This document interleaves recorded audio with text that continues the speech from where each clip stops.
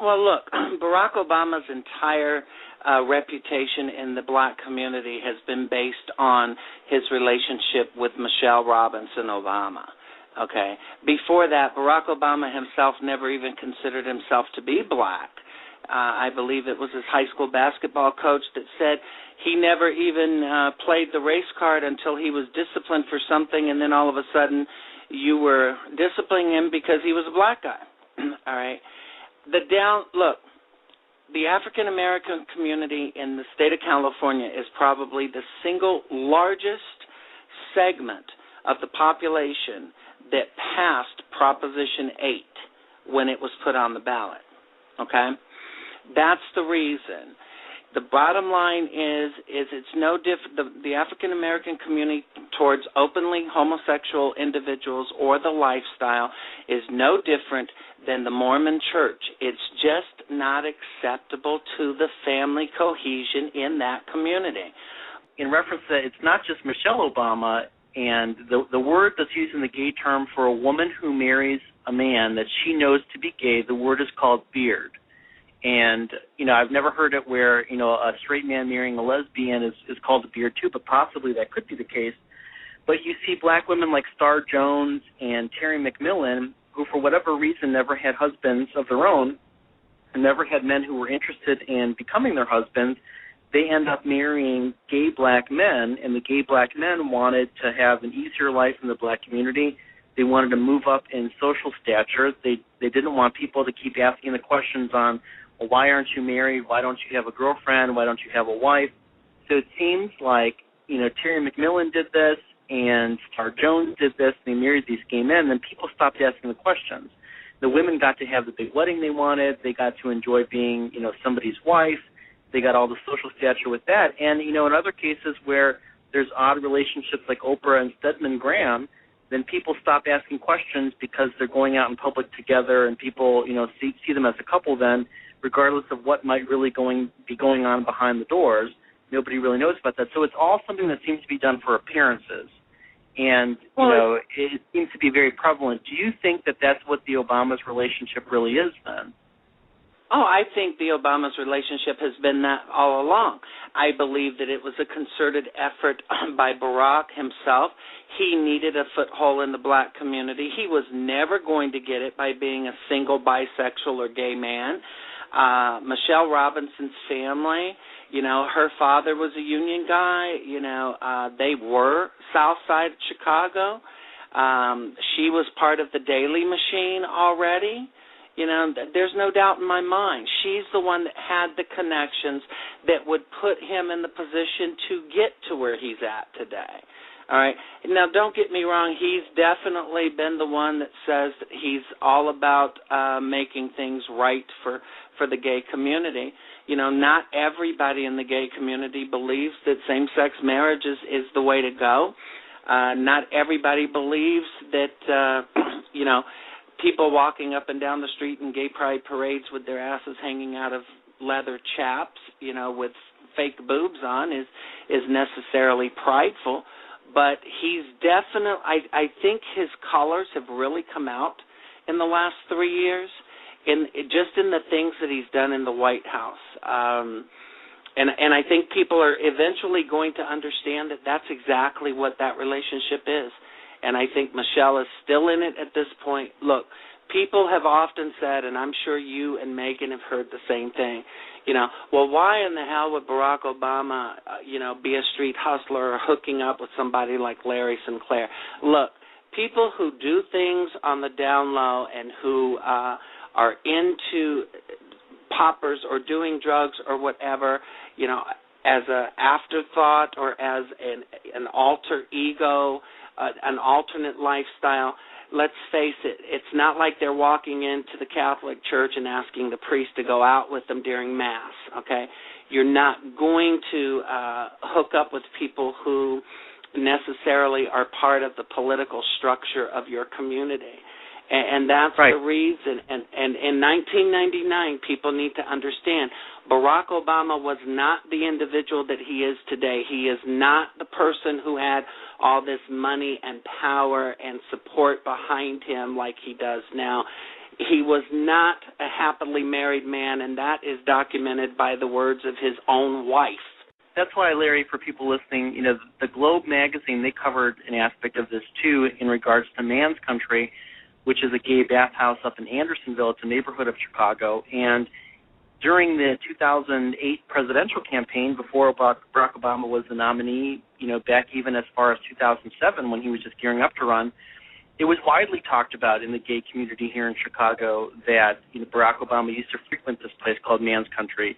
And for those who might not know what a bathhouse is a place you go and you have a private membership there. Actually, Man's Country's membership, I think, is either $10 or $15, and it's a membership for life. You rent a locker for the night, and then guys take off their clothes, and they walk around either nude or in a towel, and it's a very quick way for someone to get a gay sexual experience without having to go to a bar and trying to find someone or trying to meet someone online or whatever. You just go there, and it's very anonymous. And the stories that were told here in Chicago, especially by much older guys that would hang out in kind of the dive bars like Little Jim's or up at Touche or Cell Block, these different gay bars in Chicago that are a little bit seedy. And the people who are in there are older, that have been around, since way back the 1990s, the early 2000s. They talked very openly about the fact that Barack Obama used to go there and would frequent there quite a lot on Wednesdays, is what they'd often say. And that while he was there, he liked to have older gay men do things to him sexually. He would not reciprocate, but he used to get off on that and used to enjoy that. And the thing that's always struck me and what made me really believe you when, I've talked to you and heard you tell your tale is what you did with him in the limo is very similar to what people have said that Barack Obama would have done to him in the steam room or the sauna or, out there in other nooks and crannies at Man's Country. It sounded very similar, that it wasn't like he was looking for a relationship, but was looking for, some kind of sexual release there. And it always sounded very plausible. And I'm convinced to this day he's never going to just come out, National Out Day is never going to happen for him. It's definitely about the position now and the power, and I believe that Michelle will stick with him for the same reasons. She's definitely had the opportunity to make connections and fill her little black book in opportunities that she would have not had it not been for this election cycle. Let me go back to something, because I want to say something about the media, because you talk about the media trying to destroy me, as opposed to Gloria Allred and others coming out and saying that. I wanted to ask you about that. Did you ever contact Gloria Allred and try and get her to tell your story? I was actually in consultations with Gloria Allred in the early afternoon, evening of February 22nd, 2008.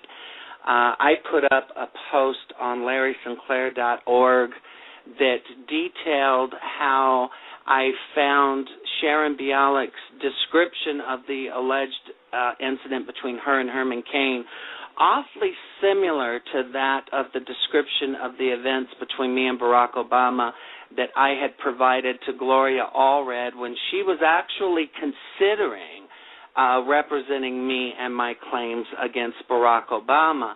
It was only after... Did you actually talk to her when you gave her your side of the story? And I not only talked to her, I talked to her repeatedly over a good 6-hour period. The records are up. The hotel room receipt from the trip to Los Angeles for the polygraph clearly shows, and this is not a number that's listed on Gloria Allred's office website. This is actually a line that goes directly into Gloria Allred.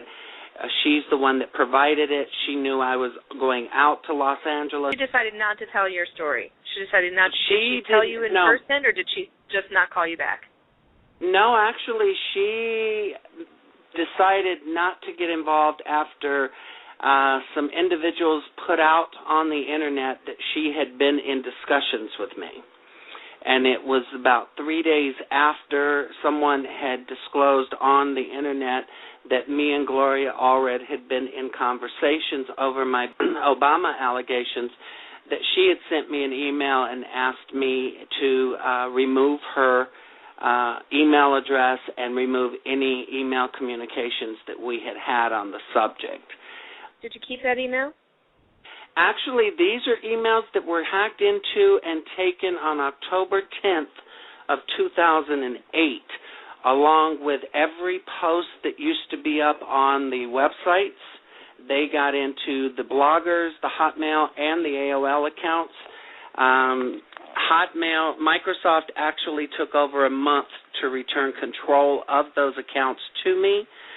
And when they were asked to turn over the IP address of the people who had gotten into them, it turns out that they weren't too keen on doing that. It turns out that one of the suspected hackers was actually an employee of Microsoft.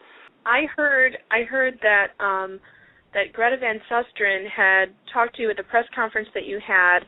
I have actually two questions about this. One, I watched your press conference back when you had it, and I thought you sounded believable, but I have to tell you, your choice in lawyer could have been better.